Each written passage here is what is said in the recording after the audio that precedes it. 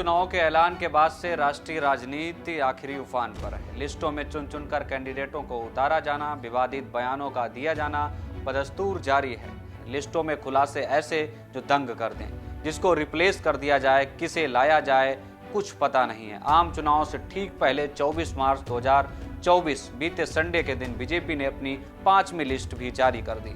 इस लिस्ट में टोटल 111 उम्मीदवारों को शामिल किया गया है। बीजेपी ने पूर्व केंद्रीय मंत्री बीके सिंह का टिकट काटकर गाजियाबाद से स्थानीय विधायक अतुल गर्ग को टिकट दिया है। लिहाजा ऐसा तब हुआ है जब बीके सिंह ने चुनाव लड़ने से मना कर दिया था। अतुल गर्ग को बीजेपी और आरएसएस का एक अच्छा सेवक माना जाता है। यूपी विधानसभा चुनाव 2022 में चुनाव आयोग को दिए एक हलफनामे में अतुल गर्ग ने बताया था कि 2017 से लेकर 2022 तक उनकी संपत्ति दोगुनी हो गई थी।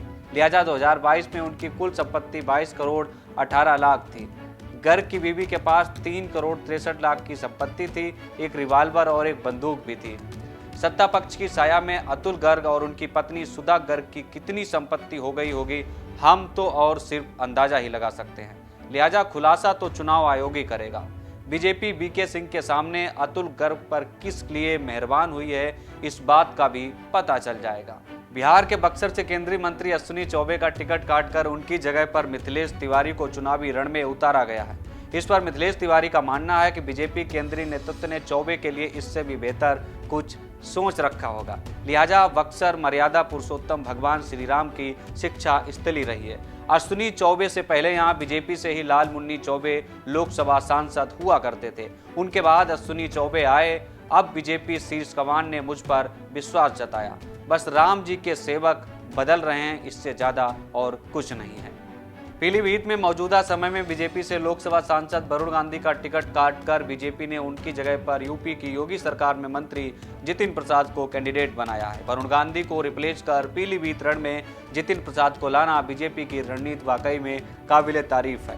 कांग्रेस का हाथ छोड़कर कमल के साये के नीचे आए जितिन प्रसाद राहुल गांधी के साथ कंधे से कंधा मिलाकर चलने वाले नेता रहे हैं। लिहाजा कांग्रेस से पुराना रिश्ता रहा है। पिता जितेंद्र प्रसाद कांग्रेस के कोर ग्रुप G23 के सदस्य रहे हैं। 2001 में जितिन प्रसाद युवक कांग्रेस में राष्ट्रीय सचिव बने। 2004 में उन्होंने शाहजहांपुर से लोकसभा चुनाव लड़ा और जीत हासिल की। लिहाजा 2009 में सीट आरक्षित होने पर उन्होंने पड़ोसी जनपद यानी कि लखीमपुर में परिसीमन के बाद सृजित हुई धौरहरा सीट से चुनाव जीतकर वहां से पहले सांसद बने। हालांकि 2014 और 19 की मोदी लहर में जितिन प्रसाद को हार का सामना करना पड़ा। इस बीच साल 2017 में भी जितिन प्रसाद तिलहर विधानसभा क्षेत्र से चुनाव हार गए थे। यूपी से लगाकर देश भर में मोदी लहर के सामने कांग्रेस की गिरती साख को बर्दाश्त नहीं कर पाए और 9 जून 2021 को कमल के साये के नीचे आ गए।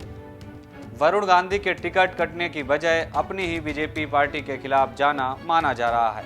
किसानों के मसले में भी वरुण गांधी ने किसानों का पक्ष भरा और अपनी पार्टी की जमकर आलोचना की थी।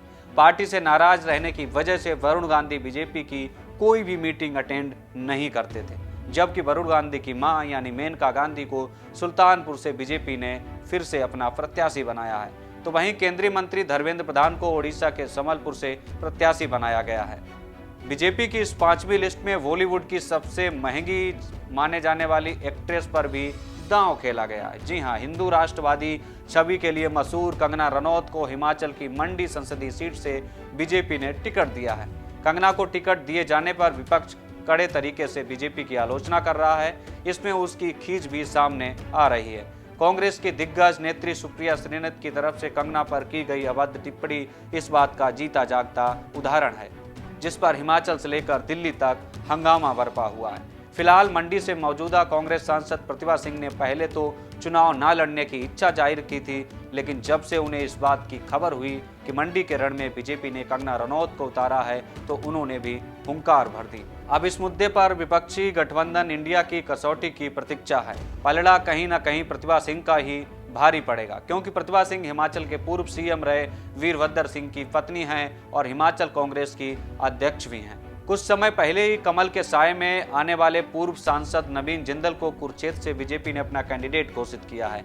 केंद्रीय मंत्री गिरिराज सिंह एक बार फिर बिहार के बेगूसराय से चुनाव लड़ने वाले हैं। गिरिराज अपने बेबाक बोलों के लिए मशहूर हैं। बीते कुछ दिनों पहले ही पश्चिम बंगाल की सीएम ममता बनर्जी पर अपमानजनक टिप्पणी कर चुके हैं। तो वहीं चुनाव सिर पर है, अभी भी बदजुबानियों का गंदा खेल खेला जा रहा है। आज भी पश्चिम बंगाल बीजेपी के सीनियर लीडर यानी दिलीप घोष ने ममता बनर्जी पर यह तंज कसा कि ममता जब त्रिपुरा जाती हैं तब वहां कहती हैं कि मैं त्रिपुरा की बेटी हूं, जब ममता पश्चिम बंगाल में रहती हैं तो यहाँ कहती हैं कि मैं पश्चिम बंगाल की बेटी हूँ। घोष का मानना है कि यूं हर किसी का बेटी होना सीएम ममता बनर्जी के लिए ठीक नहीं है। टीएमसी ने इसका तीखा प्रतिवाद किया है, कहा नारी शक्ति बीजेपी को इस अपमान का करारा जवाब देगी। फिर से अपने मुद्दे पर लौटते हैं। बिहार की ही राजनीति से खासा ताल्लुक रखने वाले अन्य केंद्रीय मंत्री नित्यानंद राय उजियारपुर से, तो वहीं आरके सिंह आरा से और रामकृपाल यादव पाटलिपुत्र से चुनाव लड़ेंगे। पूर्व केंद्रीय मंत्री रविशंकर प्रसाद को एक बार फिर से पटना साहिब से और सुशील कुमार सिंह को औरंगाबाद से टिकट दिया गया है। राज्यसभा सांसद विवेक ठाकुर को बीजेपी ने इस बार नवादा से प्रत्याशी घोषित किया है। तो वहीं पूर्व केंद्रीय मंत्री राधा मोहन सिंह को पूर्वी चंपारण से, जबकि संजय जायसवाल एक बार फिर पश्चिमी चंपारण से चुनावी रण में है। झारखंड के दुमका से बीजेपी ने सीता सोरेन को कैंडिडेट बनाया है। सीता सोरेन झारखंड के पूर्व मुख्यमंत्री हेमंत सोरेन की भाभी हैं और अभी कुछ दिनों पहले ही उन्होंने बीजेपी ज्वाइन की थी। 2014 के बाद से विपक्ष बीजेपी पर लगातार यह गंभीर आरोप लगाता रहा है कि बीजेपी पहले तो क्षेत्रीय पार्टियों की साजिशन टूट डलवाती है, फूट डलवाती है, उसके बाद नाराज हुए विपक्षी नेताओं नेत्रियों को अपने कमल के साये में बुला लेती है। सीता सोरेन का बीजेपी में जाना महज इसी षड्यंत्र का हिस्सा है। अच्छा, ये सोचने वाली बात भी है कि झारखंड मुक्ति मोर्चा के अध्यक्ष और राज्य की राजनीति के मठाधीश शिबू सोरेन की बहू होने के साथ साथ हेमंत सोरेन की भाभी होने के बावजूद भी सीता सोरेन बीजेपी में चली जाती हैं। जेएमएम की संपूर्ण राजनीति आदिवासियों की वकालत करती है, जबकि बीजेपी के राजनीति संघवाद की राजनीति है। इधर सबसे हॉट सीट यानी वायनाड पर बीजेपी ने कांग्रेस के सर्वे सर्वा और पूर्व राष्ट्रीय अध्यक्ष राहुल गांधी के खिलाफ केरल बीजेपी इकाई के पूर्व अध्यक्ष के सुरेंद्रन को इस बार चुनावी रण में उतारा है। बीजेपी इससे पहले 291 लोकसभा सीटों के लिए अपने प्रत्याशियों के नामों का ऐलान कर चुकी है। इसमें उत्तर प्रदेश, गुजरात, पश्चिम बंगाल, झारखंड, राजस्थान, हरियाणा, कर्नाटक, तमिलनाडु, उत्तराखंड, केरला और तेलंगाना समेत कई राज्य शामिल हैं। तो वहीं भोजपुरी सिंगर पवन सिंह सहित घोषित प्रत्याशियों में से 3 ने विवाद होने के बाद अपने नाम वापस ले लिए थे। मिशन 24 के लिए प्रधानमंत्री नरेंद्र मोदी, बीजेपी के चाणक्य केंद्रीय गृह मंत्री अमित शाह और रक्षा मंत्री राजनाथ सिंह और बीजेपी की कई नीतियों से इख्तिलाफ रखने वाले नितिन गडकरी के साथ साथ बीजेपी के खास चेहरों के नामों की घोषणा पहले ही की जा चुकी है। लिहाजा बीजेपी के सभी खास चेहरे अपने मौजूदा लोकसभा निर्वाचन क्षेत्रों से ही चुनावी रण में उतरे हैं। लोकसभा चुनाव 2024 की 543 लोकसभा सीटों के लिए 19 अप्रैल से 1 जून के बीच 7 चरणों में चुनाव होना है, जबकि नतीजे आगामी 4 जून को आएंगे। तो आपके लिए जानकारी इकट्ठा की थी हमारे सहयोगी खुशनूर से। हमें दीजिए इजाजत, कल हम फिर मिलेंगे आपके साथ एक नई पेशकश के साथ। नमस्कार। हमसे जुड़े रहने के लिए हमारे YouTube चैनल को सब्सक्राइब करें और नई वीडियो की नोटिफिकेशन के लिए बेल आइकॉन को दबाएं।